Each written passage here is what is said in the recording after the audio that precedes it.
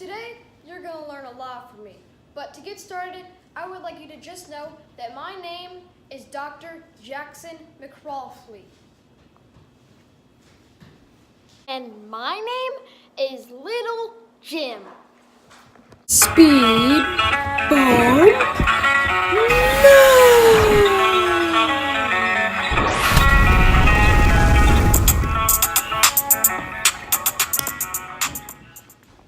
Well, hello there. Today, we're going to be learning about motivation. Yay! I love this topic. But I guess I never really understand what any of the words mean. Can you teach me? Now, I can teach you, but first, you need to calm down. And also, I need to get my glasses, because this can be very tricky and hard to read.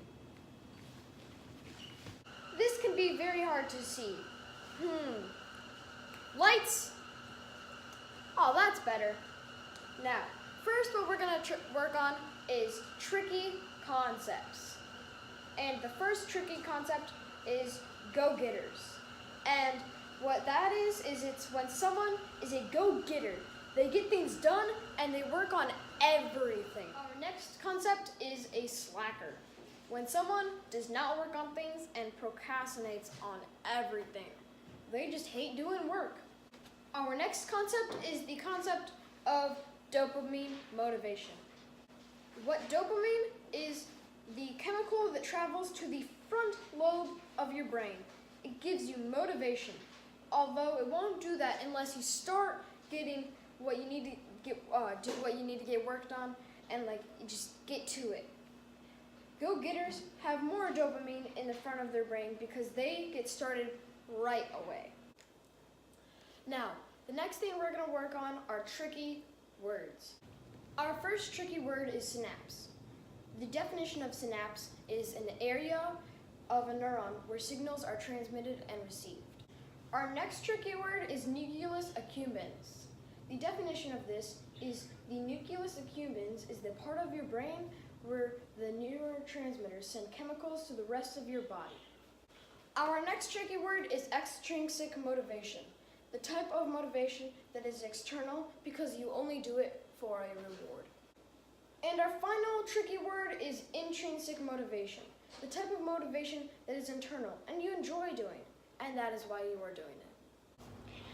Thank you, Doctor. That's always been very confusing for me, but it makes much more sense now in my head. Bye now.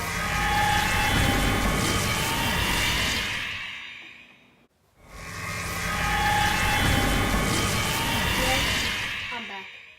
Dr. Jackson, can you answer these 5 questions for me about motivation? What does motivation do to your body and blood is my first question. My second question is, where did the word motivation come from? My third question is, what are some things motivation can help with? My fourth question is there something that will do the opposite of motivation, and what is it called? My final and 5th question is, where did humans discover motivation? Yes, sir. I can answer all of them for you. Your first question, what does motivation do to your body and blood? Well, the answer to that is motivation will help control your blood pressure. For example, if you are motivated to work out every single day, then eventually your blood will get used to working out. Your blood will be also still if you're motivated to work out from the start. Another example of your blood staying still is you're going on stage and your dad says, you do this. I will give you $10 if you go on stage and will not be afraid at all.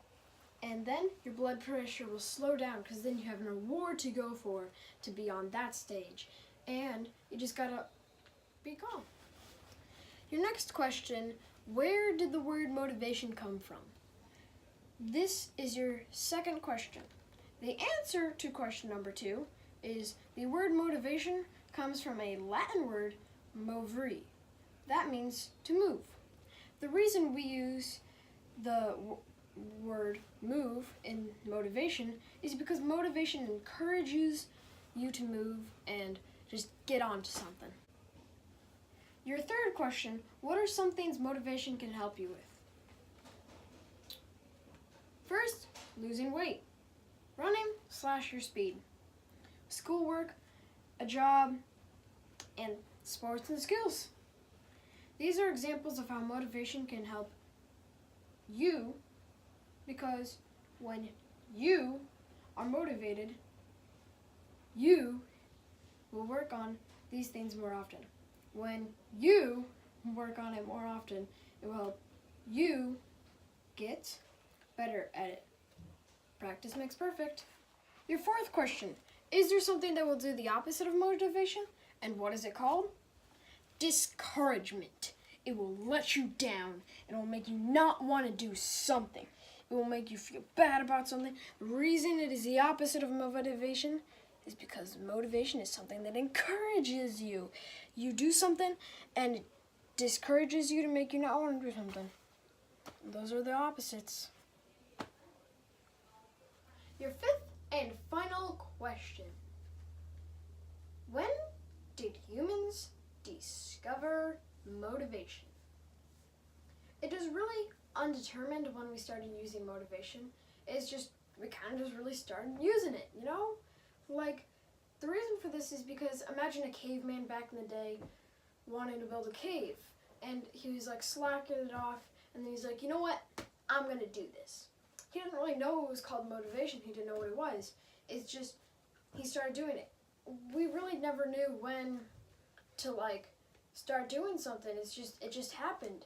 It just was in our blood and we just started doing it. So no one really knows when motivation was discovered. Kind of like a lot of things, like the word walk, when we started walking. It's just age of time. 5 fun facts everyone wants to know. Ready? Go. Fact 1. Motivation drives people to success. This drives people to success because when they want something, they will do it and it keeps pushing them towards it. Fact 2. A type of motivation that leaders can mainly focus on is extrinsic motivation. The reason for this is because they get their peers to enjoy something and they give a reward for it. More likely to get it done. Fact 3. People usually motivate themselves in intrinsic motivation. The reason for this is also because you can get something for yourself and less, just get it. Although you can control whether or not you like something. Fact 4. Motivation helps us, but getting and staying motivation is not easy. The reason for this is because you can start in getting something motivated without someone else getting you motivated. It's hard to stay motivated because if you think about it, boring and if something's not like you don't like, it's just not going to get you motivated. Fact. Extrinsic motivation is thinking about the bad things that will happen if you do not get it done, or good things that will happen to you if you do get something done. Bye now, and I'll be back for some more facts.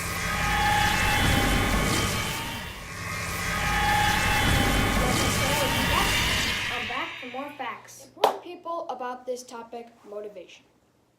David McClelland is a psychologist that studies motivation. He has posted research in the 1950s and 1990s. He has joined the Harvard facility in 1956 and worked there for 30 years, conducting research and working as a chairman. In around 1987, he moved to Boston University, where he was awarded the American Psychological Association Award for distinguished scientific contributions. The focus of McLean's studies determined that most people possess and portray a mixture of 3 primary needs. Those with the high need of achievement have a draw to situations offering personal accountability. Individuals with the great need for authority and power have a desire to influence and increase personal gains and prestige. And finally, those with the great need for affliction value building strong relationships and belonging to groups or organizations. Our second person is Henry Murray.